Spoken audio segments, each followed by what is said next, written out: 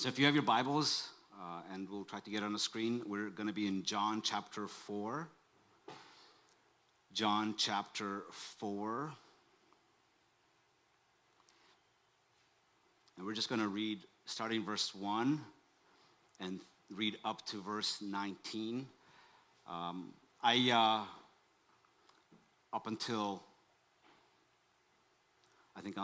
Until early this morning, I planned to do the first 42 verses of this chapter and found myself saying it's not possible. And so we're just going to do 19. So if you have been praying and fasting for shorter sermons, this may be the one and only time where you can say, the Lord answers prayers. Okay, so verse 1. So then, when the Lord knew that the Pharisees had heard that he was making and baptizing more disciples than John, although Jesus himself was not baptizing, rather his disciples were, he left Judea and went away again to Galilee. I remember that's where he's from, so he's going back to his hometown. In verse 4, and he had to pass through Samaria. So he came to a city of Samaria called Sychar, near the parcel land that Jacob gave to his son Joseph. And Jacob's well was there. So Jesus, tired from his journey, was just sitting by the well. It was about the 6th hour. A woman of Samaria came to draw water. And Jesus said to her, "Give me a drink." For his disciples had gone away to the city to buy food. So the Samaritan woman said to him, "How is it that you, though you are a Jew, are asking me for a drink, though I am a Samaritan woman?" For Jews did not associate with Samaritans. Jesus replied to her, "If you knew the gift of God and who it is saying to you, 'Give me a drink,' you would have asked him, and he would have given you living water."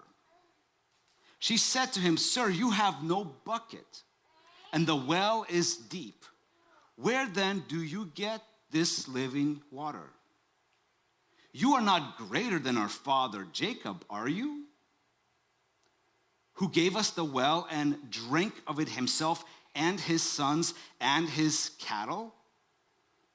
Jesus answered and said to her, "Everyone who drinks of this water will be thirsty again. But whoever drinks of the water that I will give him shall never be thirsty.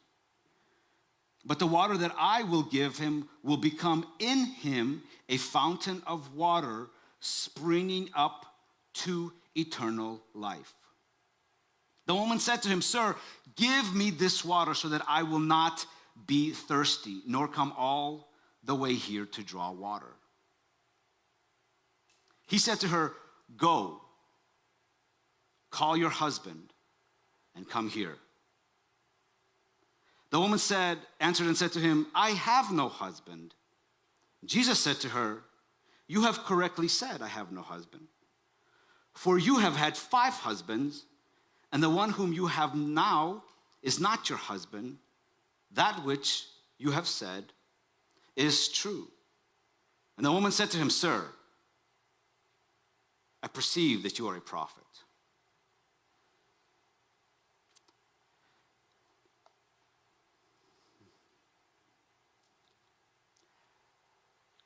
That last couple of verses, if we read them in real life, that was an awkward way for Jesus to begin to unpack the life of this woman. The name of the message is Divinely Awkward. Now notice, it's not just awkward, it's divinely. There is a difference. This is not to justify some of y'all's awkwardness. We see it, we know it, and we mourn with you and adjust to your way of life. Today, we're talking about divinely awkward. Because that was a very horrible way to start a conversation. Jesus should have started with love. And there's so much in this first part. We're not even getting into the worshiping part, into the evangelism part. There's so much here. This is like her Instagram would have been like 5 X's are blocked and the current one is complicated. And so Pharisees and religious people would unfollow her because that's not the kind of mess that anyone really wants to step into. So this is awkward, but it's quite profound because Jesus is never looking at the obvious. You know, there's a passage that says, love your enemies. Why? Well, because it is quite easy to love those who love you. That's the obvious. It's easy to see the obvious. And he addresses the obvious. But I love that Jesus here is crossing the lines that divide people. Jesus intentionally goes through Samaria. See, and if you've been in church, you know that there is a huge conflict between Jews and Samaritans. They did not associate with one another. There's centuries of hostility, theological disputes, and cultural tension that continues to separate them. To a Jew, Samaria was hostile territory, and to the Samaritan, a Jewish presence was provocative. So Jesus here is willing to cross the thing that divides to meet someone where they are at.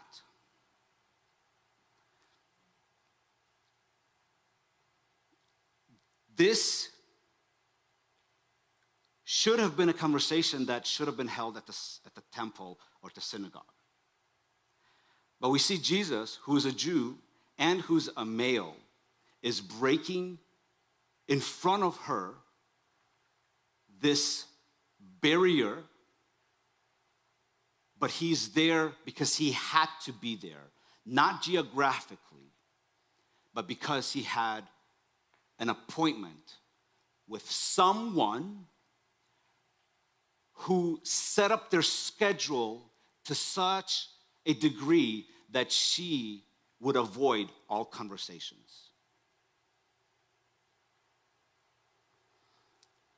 So God here meets her as he meets us where we are, not where we think we should be. A lot of the religious mindset tells us that you have to make everything right before you present yourself before God. Who's ever done that? Just raise your hand. You're like, I gotta fix some stuff up. I can't face God. Come on, raise your hand high. Come on. All the religious people are like, no, just say yes and yes. And yes, because you're doing it right now. You're like, God sees you, and so do we. Anyways, it's interesting because Jesus waits at Jacob's well, and there is a lot of history that has happened around the well.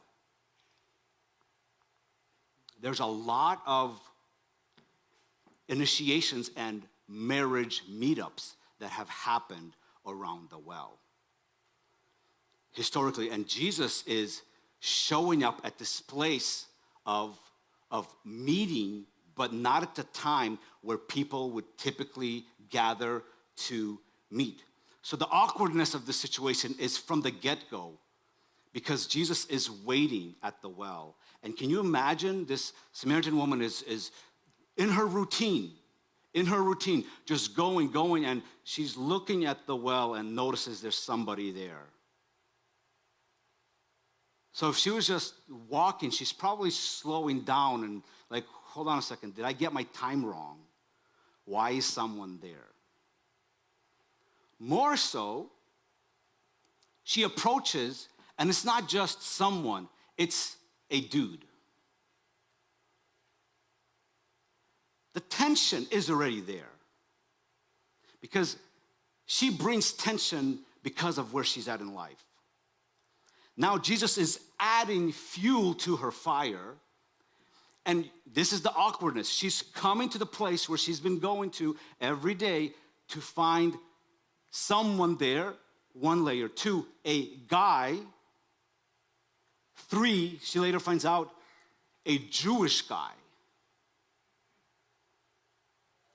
She is so in her world that although that is true, she continues to do the thing that she came to do in the first place.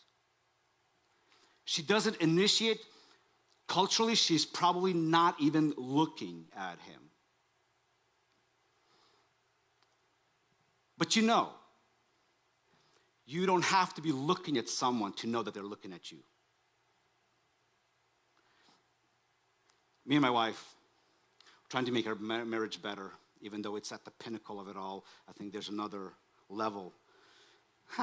Anyways, it's really good. But one of the things that we're doing is we're just talking and answering some questions and doing like a Q&A thing. It's awesome. And one of the questions is like, man, what are the things that you like about one another, the small things?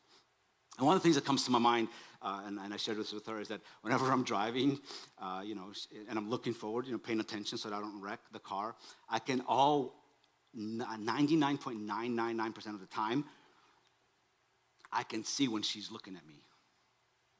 And that makes me feel so, so good. And then whenever I don't want to answer a question, I can still see her looking at me, but I'm focused on the road. I cannot wreck, so I don't look at her sometimes. But come on, all you married folks are like, did I just expose some of your guys' tactics? Come on, it's okay though.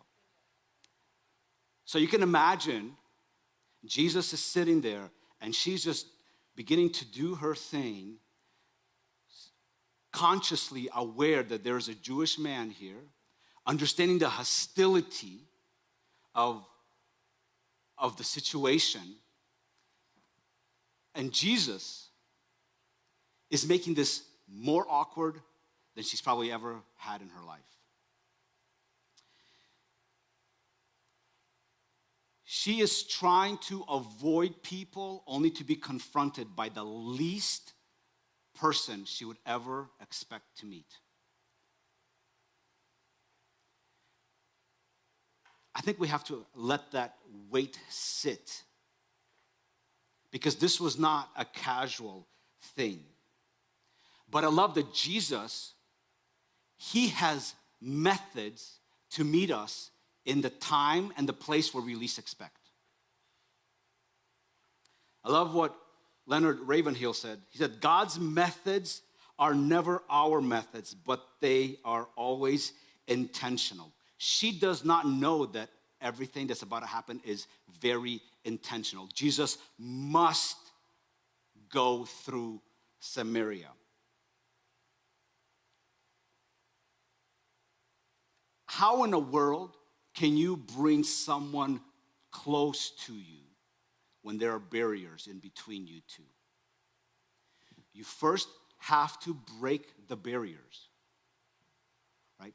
In marriage, there's this thing, and in real life too, the first person to apologize is the person that's most mature. Husbands and wives, please, look straight, look straight. Your emails did not leak this morning, I promise. Taking the initiative, and Jesus showing up at this time, he's the one that's taking the initiative and breaking the barriers. He is disregarding not God's walls, but cultural walls. It's a big, big difference. Man have set these things up, and God is coming to the earth to dismantle these walls. Now, we see this conversation that begins to unfold. Jesus is saying, hey, I am thirsty. Give me a drink. That is a shattering phrase. If you thought it was tense just by him being there, he is now speaking to her, right? But he's not inviting her to a theological debate. She knows she's a Samaritan. He knows she's a Samaritan. She knows that he's a Jew. He knows that he's a Jew. They both know the tension between the two peoples, and it begins to come out later on that we'll talk about next week. So for Jesus to take this and not condemn her or debate her, but ask her of something. What does that do when you ask someone of something? It's inviting them into your space. So we see here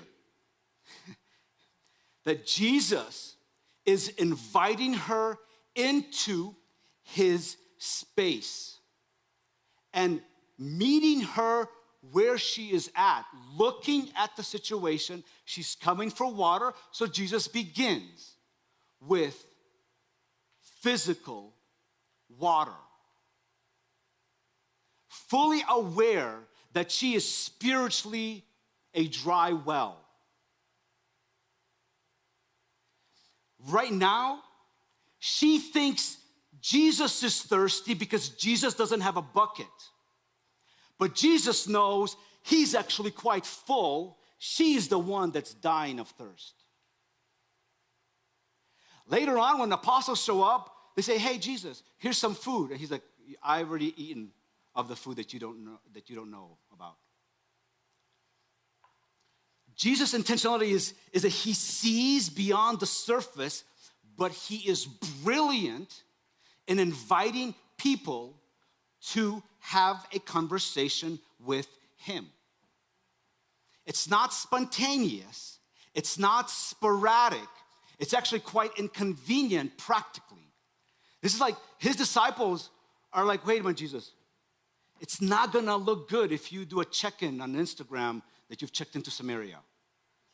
For your ministry itinerary, not good. You may get canceled in a few parts because this space was a huge no-no. Was a huge no-no. And I think she reflects this in the story because she has everything at her arm's length. And the reason she has everything at her arm's length is because of the pain that she is still carrying, that she has no idea, but Jesus is about to pull it out, but he does it in a place where there's no one to condemn her or to shame her or to judge her. This place and this time, even though it was something that she was scheduling herself to avoid all things, God says, in this place where you've isolated yourself is the same place that I'm going to meet you. And it's the same place from which I'm going to draw what's really going on in you. To say she's broken is an understatement.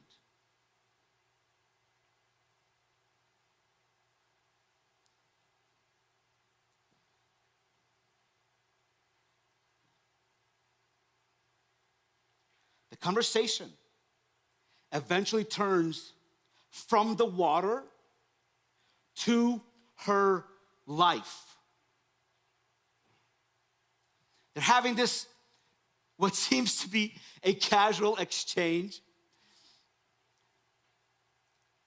And she is having a conversation. I think she's letting her guard down a little bit, right? She's having a little conversation. Let's talk about what we see, what we know. You're thirsty, but before we get even to this water, you're a Jew. Why are you talking to me? What is going on? And he doesn't pretend that he doesn't know.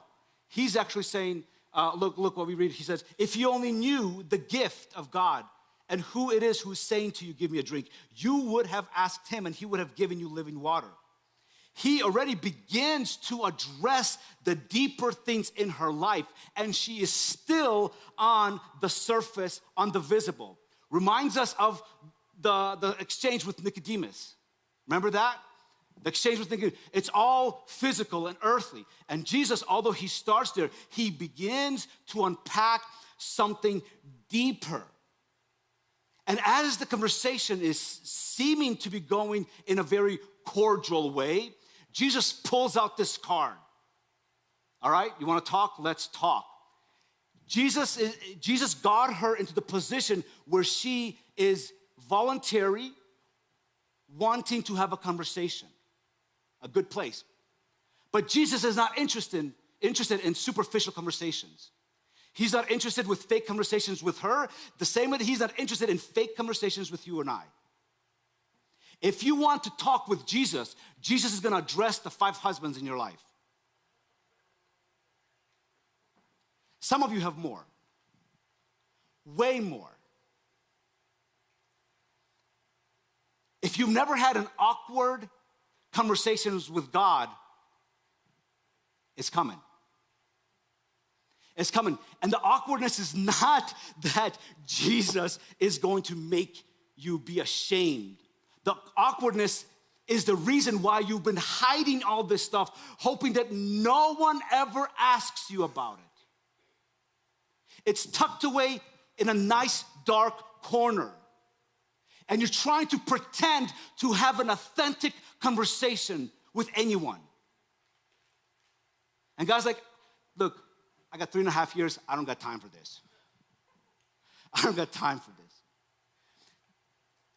The well, the water, and the significance of her 5 husbands, it's not just a story that's casual.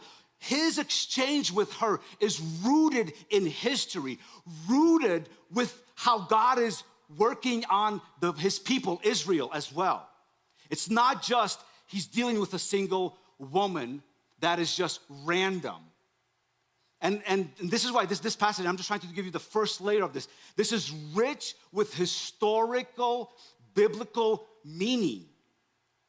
Everything from the place to the well to the water to now her husband that she doesn't have.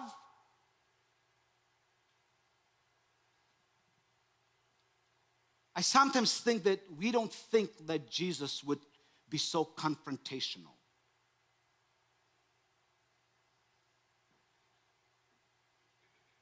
In life, we distance ourselves from people who reveal our blind spots because it hurts. How many friends do you have that are no longer your friends because they told you the truth and you said,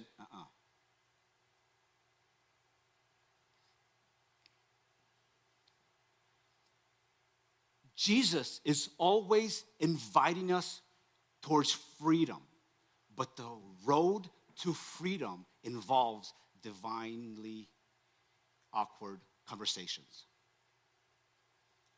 Now, in the Old Testament, because he just completely blows the whole pretend conversation out by saying, go get your husband. She thought she was getting away by saying, I don't have a husband. She thought she can keep this conversation at the surface level. And I love how Jesus says, you are true even though you've had 5 husbands.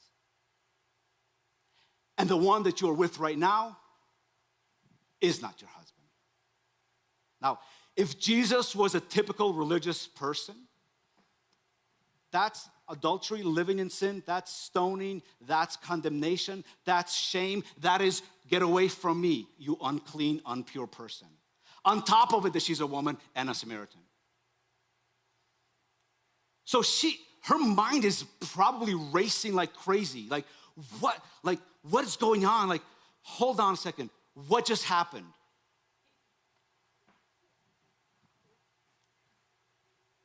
I told him one thing, I wasn't really lying. He reveals to me something, but he doesn't judge me. He actually affirms, you are correct. The one that you're currently with is not your husband.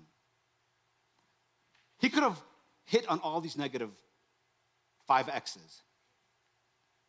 But Jesus, in the sea of all this negativity and all the shame, all the typical things that she would have expected to hear, Jesus is bringing something that she's never expected to hear, nor did she ever hear, because he is affirming her after it's revealed of where she is in life. He's saying, you are correct.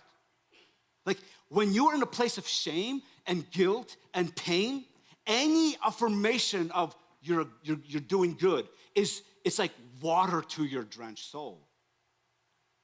And Jesus is trying to keep her afloat. He's like, yeah, it is true. You're not married. And then she says, I perceive that you're a prophet. Now, the thing that I want to unpack is this, that in the Old Testament, Israel's relationship with God is described in marital terms. And even in the New Testament, Jesus is who? Okay, we are what? The bride, all right? There is this beautiful picture. God is described in marital terms. God is the husband in the Old Testament. Israel is the bride. Jesus is the husband, the groom, and we are his bride. And whenever Israel turns to other gods, the prophets call this spiritual adultery. And this is what the language comes in when Jesus is always talking about him being faithful and his people being unfaithful. Right? If you don't have a relationship, the language of covenant and faithfulness does not exist. Only in relationship can you talk about covenant and can you talk about faithfulness. So, for example, if you're part of this church and this is your home church, the question is, are you going to be faithful?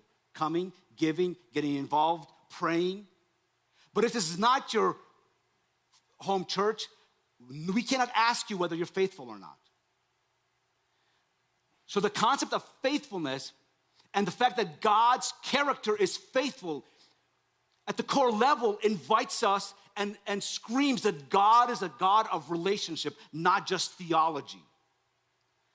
And this is what has been broken. And so with the Old Testament, Israel and God, there's this wild relationship of God being merciful, and then they take advantage of God's faithfulness. They violated the sin. God sends judgment and punishment, and then draws them back to repentance. And there's like this cycle where God is the only one that continues to remain faithful.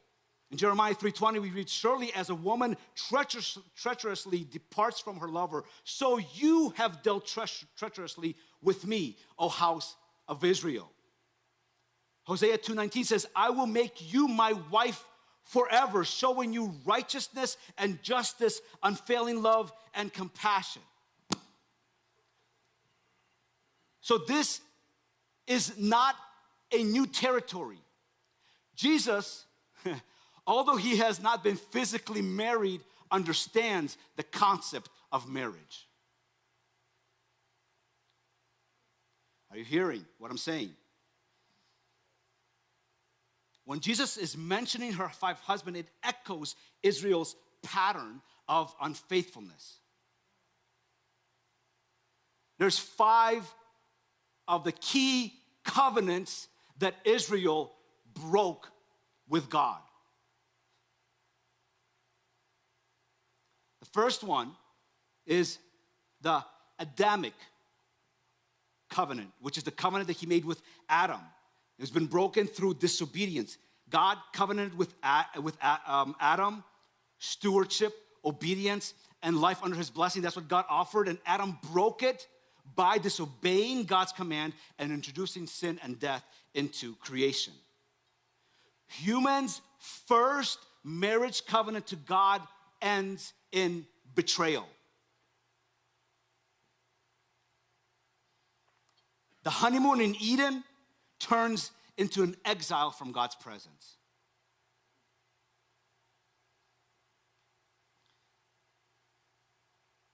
The desire for autonomy was greater than the desire for intimacy with God. Parallel to this woman, she wanted control of her life more than the connection with God. The second covenant was broken through rebellion, which is the Noahic covenant. God promised never again to destroy the earth by the flood. Humanity, however, quickly fell into corruption. Again and again, the Tower of Babel shows that humanity's refusal to walk with God in a humble way, they wanted to do it themselves, so they rebelled against him. And God continues to try to clean the slate, and then man finds a new way to stain it. Like, this is true in our life, right? God, forgive me. All right. Let me see how else I can do this. It's like we're bent towards the things. In the Samaritan religion was a hybrid, just like Babel's, mixing of truth and idolatry. The third covenant that was broken is the Abrahamic covenant, and this is broken through faithlessness. God promised land, descendants, and blessing to Abraham. Israel repeatedly doubts, compromises, and they always want to turn for help in the wrong place. Francis Schaeffer says that the central problem of our age is not unbelief in the world, but unfaithfulness in the church.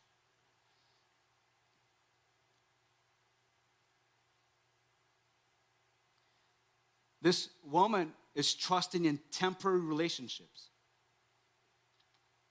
The fourth one is Mosaic covenant. It's broken through idolatry. The law was given at Mount Sinai. Israel pledged fidelity to Yahweh, but before Moses could even come down from the mountain, they were dancing around a golden calf.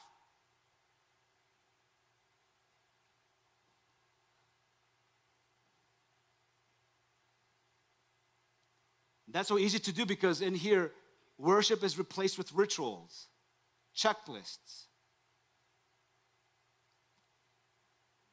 And the last one is the Davidic covenant.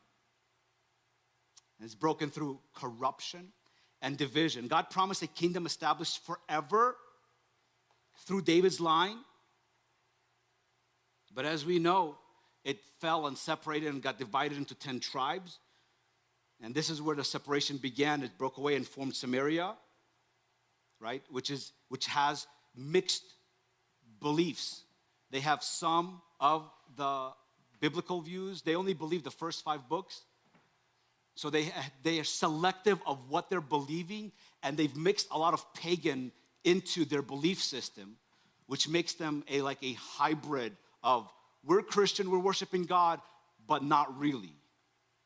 This is why the Jewish people, one of them they were looking at them in this way because they were a hybrid through marriage as well and through their religious system. And so Samaria is in this place of the result of broken covenants after broken covenants after broken covenants after broken covenants. Now, she's had 5, like these 5 failed covenants, and she was on the 6th one, right? Representing the incomplete religion of Samaria. Like, she was attached, and whatever happened, the Bible is silent on why she has had 5 previous husbands. Either she was unfaithful, they were unfaithful, they died. We don't know. We can only speculate. But I'm sure it's somewhere a little bit mix of everything. And the search for the real, because right now she's like, I thought I had real. And I tried it again and again and again, and now I'm not so sure, so I'm not gonna commit. I'm gonna be in no man's land. And this is also like highlighted in the things that she believes. Later on, she talks about which mountain are we gonna worship on, right? She has the religious curiosity because she's in a place of confusion. And I'll be honest, I think the church in America is in a place of confusion as well. Because we don't read the Bible. We don't read the Bible to understand the Bible. And it is so easy to add additional elements that we like into our Christian faith. It is so easy to mix certain things.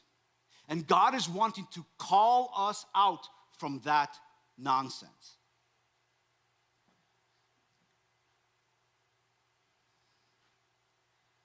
Now, on her sixth husband or sleepover buddy, it's interesting because Jesus is then her seventh man. Seventh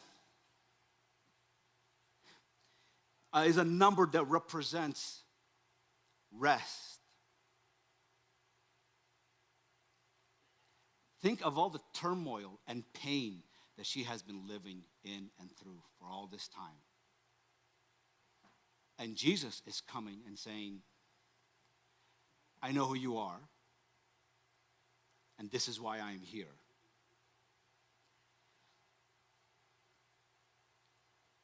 Jesus is showing up in her life as the new and final covenant. This is the gospel that is being presented to a non-Jew. Like the Gentiles are beginning to receive the good news of Jesus by Jesus himself. It's crazy because he does not bypass her history. He invites her to say, I know where you've been. I know the brokenness because of the 5 previous relationships. That brings so much weight and baggage to any person. And Jesus is not here to shame her, but he is here to unpack that in a place where no one can judge her. She thought she was hiding from everyone, but in reality, she created the best place for Jesus to deal with her issues. And so you see this beautiful picture because Jesus is not shaming her for all of her past. But he's here to actually end her search for religion. He's not offering other things. He's saying, look. And then later on, he says, they have this conversation, and he reveals to her, the one that you are really searching for, I am he. He addresses that her toil and pain and shift is not that life is just hard, but it is the result of searching and searching. And it is true in our life that we live a life of searching for the authentic, for the real, for a person to see us, know us fully, with all of our baggage, with all of our issues, right? Who do you go to that you tell everything to and they still love you, they still embrace you? How does that look in real life? And Jesus, talk about being a perfect person who could have judged her, but he doesn't. But he could have also just loved her without exposing all of these dark things in her life. But you have to understand that you cannot love someone unless you see all their junk too. This is why in marriage, your love grows and grows and grows, because at first you think you love them. You don't know much about them. Everything's cute. Just stay there as long as you can. And then reality hits, and then disappointment hits, and then they become unfaithful in this way and that way. Then the expectations are unmet, and all of a sudden you wake up and you're like, I don't feel like loving you today. What is going on? That's when you realize love is not a feeling. Love is a decision. So can you imagine God is choosing to love your wretched self over and over and over and over and over and over and over again?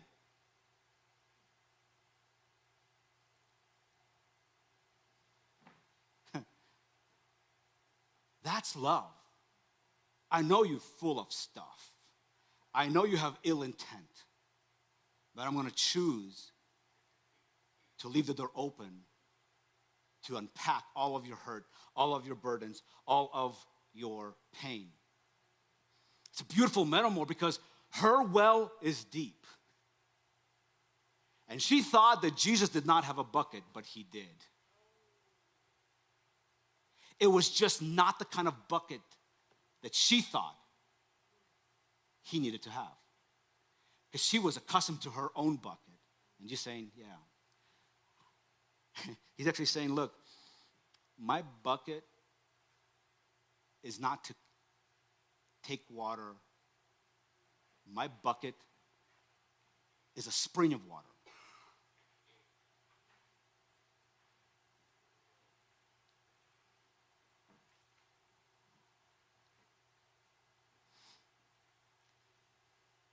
All right.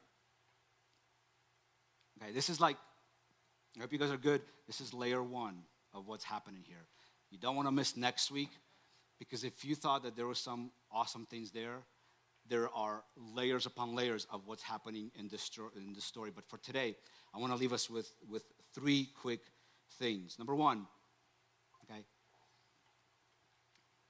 identify your well. We all have a well. What is it that you're drinking from, that you're relying to sustain you? We all have a well. We're drinking from something. We're drinking either successes. We're drinking control. We're drinking from relationships, even religion. Things that we need to do, that we know is right to do, so we got to do the checklist. But identify your well. When push comes to shove, when things don't make sense, what is the well that you draw from?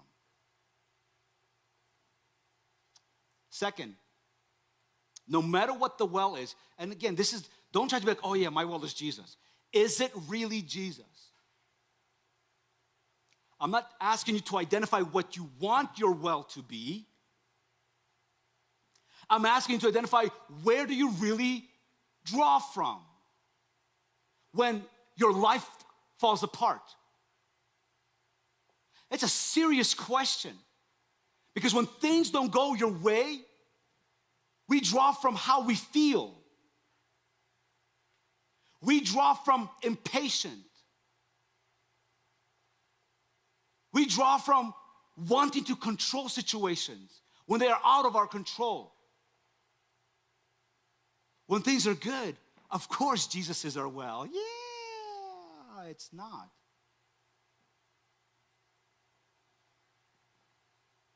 Again, when we talked about in the beginning, loving those who love you is easy. When things are good, it is easy to draw from Jesus. But when things are bad, most of us have a hard time drawing from Jesus because we are too busy questioning Jesus. Why did you let this happen? Why don't you change my spouse? Why are you not doing this? Why are you, whatever it is. So our well is, we draw from a place of bitterness more often than we would like to admit. And Satan would have no better way than continue to shove our past into our present so that it's convoluted what's happening in our life. This is why Jesus is not like, hey, just forget about the past. No, he goes, let's address your husbands. Let's address those things that shaped your life in such a way that you scheduled your time to avoid all sorts of communication. You've isolated yourself to such a degree that this is your new normal. And Jesus shows up to disrupt your normal and give you a new way of doing things. And his new way is what? Freedom, hope, transparency, peace, joy, sureness, his Holy Spirit, wisdom, guidance. He brings so many things with him that unless he digs up the well to get to the root, we will never fully understand or comprehend or be able to utilize all of his resources. So he's saying, until I strip you of everything, you cannot enjoy your inheritance. Jesus offers all of the things that we are craving for. But the problem is that the thing that we're craving for is not the thing that's best for us. So Jesus invites us because he wants to change our desires. What does that look like? What if you wanted more of him than of anything else? What if you actually cared what he has to say about any and all your situations and circumstances? What if you prioritized time with him and guarded that time with him at all costs? What if your life was in such a way that he is lifted up in every area of your life? I'm not saying that your wants are going to line up with his will or his ways. But what I am saying is the things that you want should submit to his will and his way. So if you identify your well, then you have to invite Jesus. Let him come and sit beside the well of your story, the well of your life. He's not intimidated or shocked by your past or your current posture. He's there with intentionality because he's interested in dealing with your past just as he's interested with setting you up for your future. And then the third thing is trade up. You're holding on to stuff, and the idea with God showing up is that you have to release what you're holding on to receive what he's offering. And it is always a trade up. But too often it doesn't seem like it in the moment of the exchange. Jesus is on the cross. It doesn't look like it's a great exchange. There's a resurrection. There's a spirit-empowered life. He's not a liar. Like, he's not a liar. He's going to continue to be faithful. He's going to continue to show up. He's going to continue to help you want to deal with your life, but you have to drop the jar that you're carrying all of your life issues with. You have to let go of your temporary thirst and begin to receive the living water that Jesus has to offer. But it's a decision, just like all things in life. Not everything you can control, but the one thing that you can control is the thing that Jesus is wanting to flip in your life, which is, where do you draw from? What is your default source? You guys still good? All right, well, on that note, on the positive, hope-filled note, the story is at a cliffhanger because she realizes that she is exposed and she identifies all of a sudden, who am I talking to? You have to understand that there have been multiple levels of their relationship. It went from somebody sitting there to it's a dude to it's a Jewish dude. 3, let's talk, whatever, I'm not going to tell you anything, to now, I see you're a prophet.